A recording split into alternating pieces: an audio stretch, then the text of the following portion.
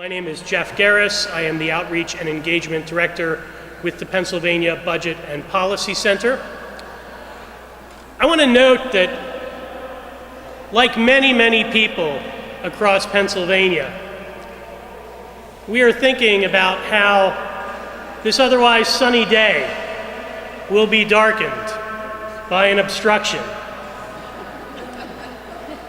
Unlike the celestial event that's about to get started, the obstruction that we're worried about is the leadership of the Pennsylvania House of Representatives, whose inaction this summer threatens to eclipse the great work at compromise and negotiation that has resulted in a compromise revenue plan coming out of the governor's office along with the Senate Republican and House members. The question is, where are our state representatives? For the last number of weeks, instead of finishing the job that they are elected to do, they have been vacationing. Some of them have gone south, traveling hundreds of miles below the Mason-Dixon line to raise money for political campaigns. Others of the leadership of the House of Representatives have been off in Shenandoah Valley, hiking the trails there, enjoying the beautiful weather, while here in Pennsylvania we worry about the threat of a credit downgrade as we have yet another budget that does not have a stable, solid revenue plan in place. As the state budget remains unfinished, House leadership has yet to indicate when they will bring their members back to Harrisburg. We, as advocates, policy experts, and some of the other groups we'll hear from today, are here in our capital to respond to this impasse and the House's inaction in response to the unfinished budget. We are calling today for the leadership of the House of Representatives to stop vacationing, to come back to the Capitol, to do their jobs, and to finish the budget with a responsible revenue plan that will fund the services that Pennsylvanians depend on and that will prevent another credit downgrade. You're going to hear from a number of speakers today from several different organizations. I'd like to introduce first my colleague, the director of the Pennsylvania Budget and Policy Center, Marc Stier. Thanks, Jeff. We're almost 2 months past the deadline to enact a budget for Pennsylvania. Half of that budget, the general fund appropriation law, is done. The Senate has enacted a tax code bill that would generate sufficient revenues to balance the budget, but we're waiting for the House to take action on that or any other bill to raise revenues. We're here today to demand that Speaker Mike Turzai come back to Harrisburg and bring the members of the House with him and pass the tax bill and finish this budget. Do your job! Do your job! Do your job! Do your job! Do your job! Pennsylvanians of all parties and all ideologies should demand that Speaker Turzai bring the House back to work. You know, when our friends in the press identify us, they often call us the left-leaning Pennsylvania Budget and Policy Center. Well, today we're the center-leaning Pennsylvania Budget and Policy Center. We're calling on all sides to continue the process of compromise that brought us this close to finishing the budget, but that is being held up by the ideological fanaticism of Mike Turzai and some of his members of the House of Representatives. It's long past time to hold tax revenues hostage to ideological extremity, to partisan debate, or to struggles between House and Senate Republicans. The consequences of not funding this budget affect all of us. The general fund balance is going to turn negative later this month. Treasurer Joe Torsella, who earlier authorized a loan to keep the general fund spending, has recognized that he may not be able to do that again and fulfill his fiduciary responsibility as treasurer, unless there's a plan in place to balance the budget. Credit rating agencies have been waiting for the state to balance the budget rather than downgrading the bonds issued not only by the Commonwealth, but by local governments and by schools all over this state. If they do downgrade our budget, that will cost all of us hundreds of millions of dollars over the next few years. Their patience is going to run out soon if there's no plan in place to balance the budget. Governor Wolff has allowed most of the appropriations passed by the General Assembly to continue, but recently put $188.3 million of appropriated funds on reserve. At some point, he's going to be forced to do that again and again and again. And in a state budget in which most spending is mandated either by contract or federal law, the only place he can reserve money is in the school's budget and in the human services budget. And the consequences of holding back funding in those areas could be disastrous for our kids and could be disastrous for all the people who depend on state and state-funded human service providers all over the state. So we need an agreement on revenues to fund the budget soon. You know, it doesn't have to be a perfect agreement. In fact, I know it's not going to be a perfect agreement by my lights. The Senate tax code bill was far from perfect. Many of its environmental provisions are deeply troubling. Some of the taxes in the bill, the gross receipts tax, reinstated on natural gas and increased on electricity and telecommunications, falls too heavily on working people in the middle class. The severance tax in the Senate tax code bill is too small. I'd love to see all these problems fixed, and I hope they are fixed in the final revenue package negotiated among the House, Senate, and Governor. And if we really had our way, we'd fund the $2 billion deficit with our fair share tax plan, which would raise taxes on the top 1% and cut taxes on 60% of working people in the middle class. But we understand this General Assembly is not going to pass our tax plan. We understand this General Assembly is not going to pass a tax plan that we love. What we're asking them to do is pass a tax plan that balances this budget to serve all Pennsylvanians of whatever ideological or partisanship we hold. It's time to do the job of the Commonwealth for all of us.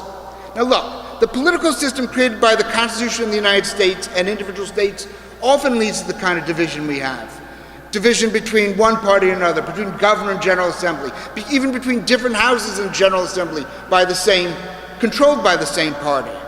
And they only work well when political leaders in circumstances like that decide that they're going to be statesmen, they're going to be responsible, they're going to be, to put it bluntly, grown-ups, and make a compromise deal and get a budget done, because everyone gets hurt when they don't do that. The governor has been willing to join into such a compromise. The Senate Republican leaders and Senate Democratic leaders have been willing to join such a compromise. Democratic leaders in the House have been willing to join such a compromise. Mike Turzai, the Speaker of the House, has not been willing to do so. He keeps insisting no new taxes, but we know this budget cannot be balanced without new taxes. All across this country, from Louisiana to Illinois, Republicans are recognizing that the old mantra of let's cut spending and let's keep cutting taxes and the economy will grow has proven false.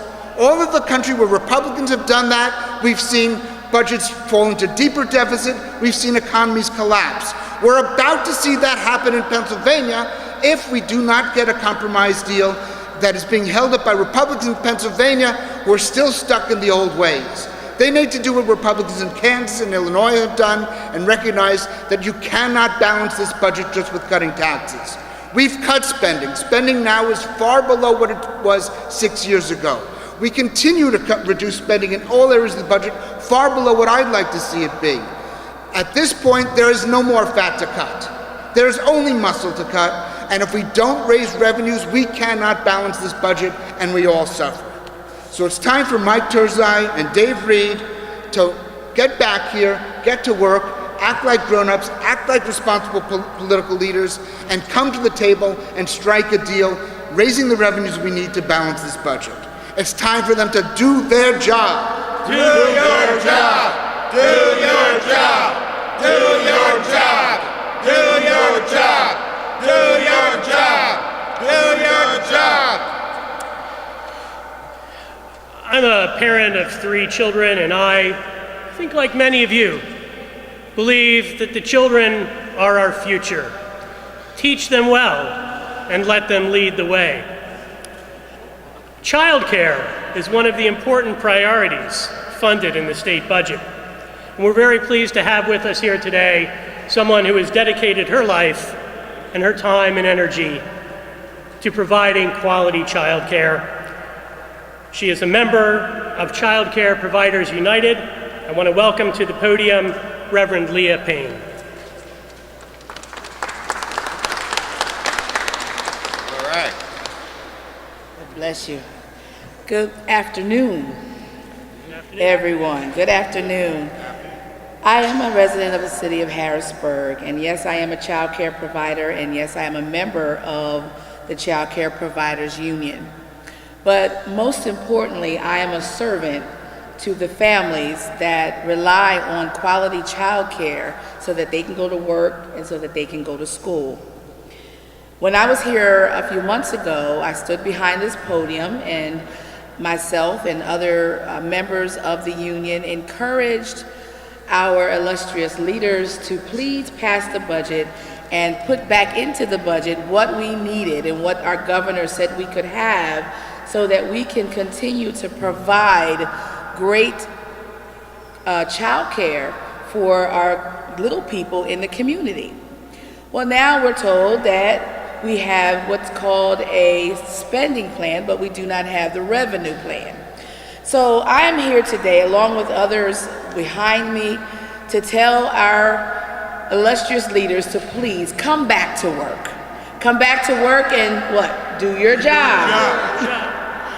Real people suffer at the hand of a budget impasse. I've been in business for 16 years, and so I have gone through 3 budget impasses. The first one I went through caused me to have to get a part-time job while still running my daycare.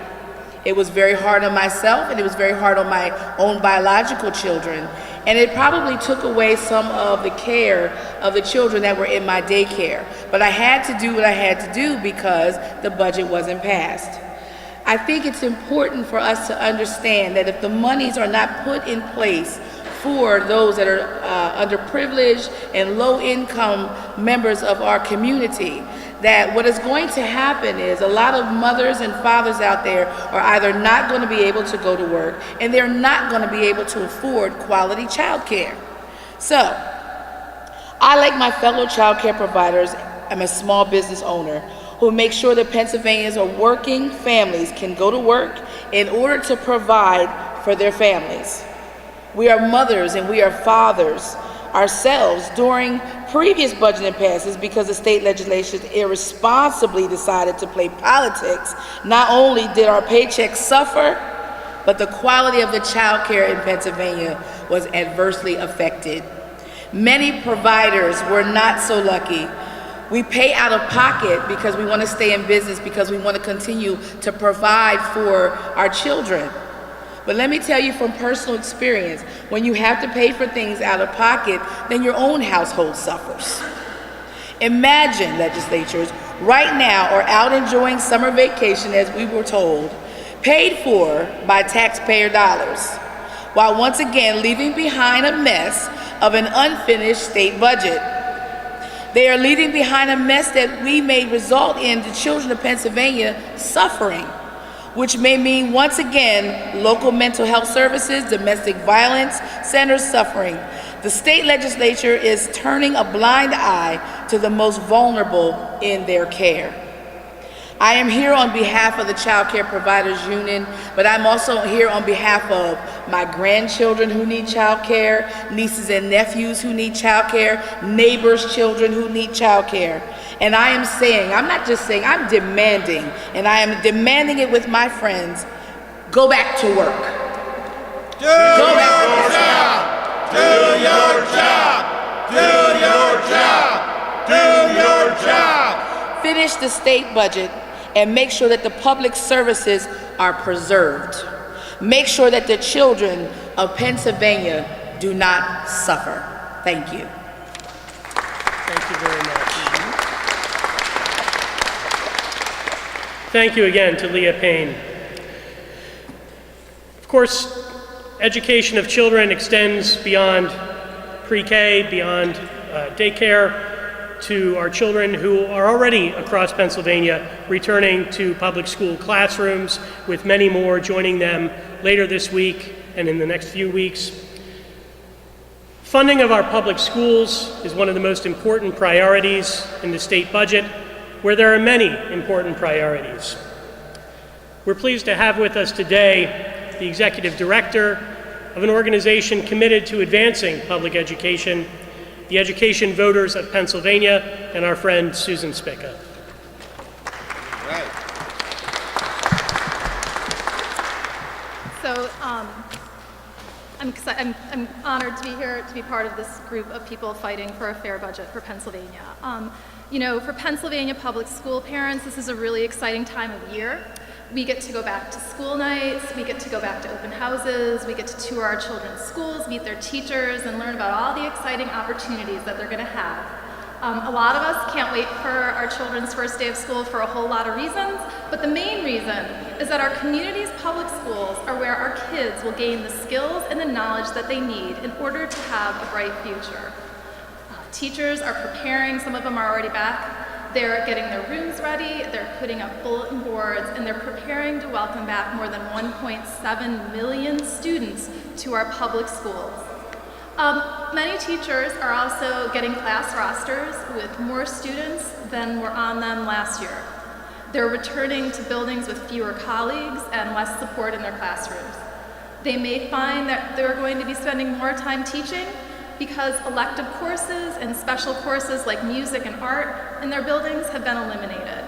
Textbooks and other materials that they need to help their students reach state standards may not exist in their buildings.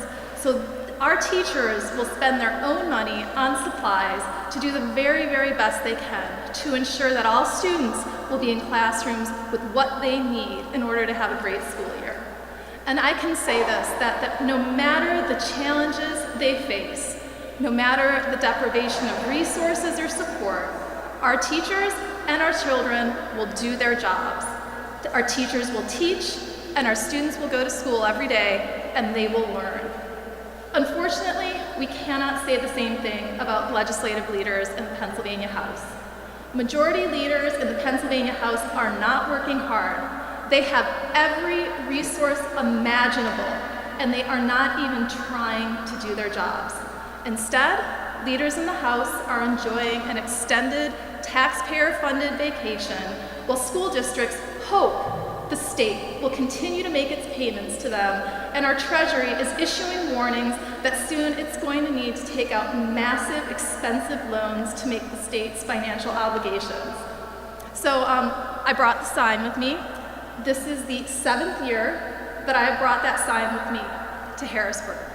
And I'm here today to say that we are running out of time, and we cannot afford for the Pennsylvania House leaders to play politics with another budget standoff. In school districts throughout Pennsylvania, students have now spent more than half of their careers in public schools that have enacted year after year of cuts.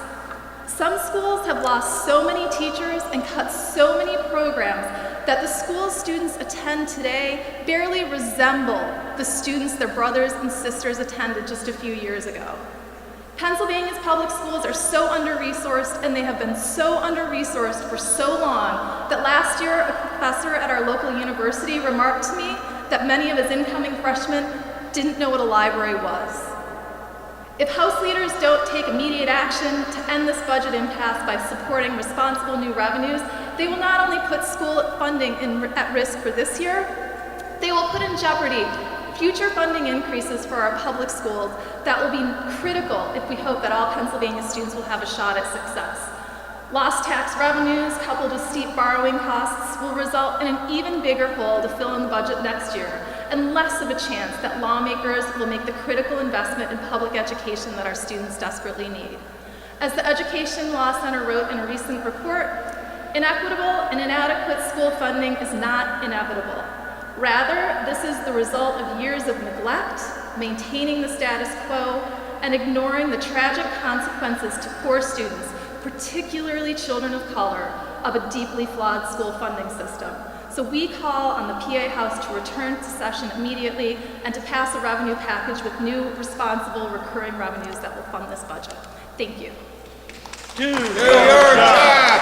Do your job! Do your job! Do your job!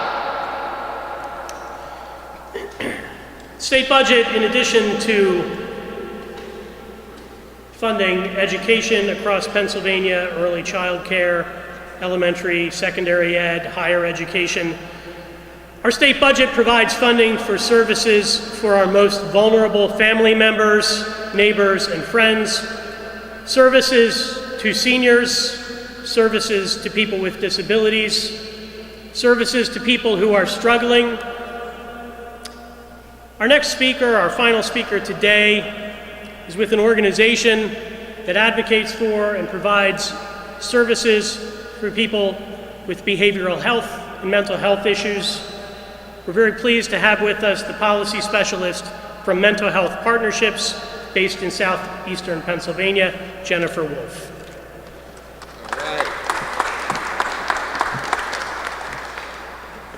Good afternoon.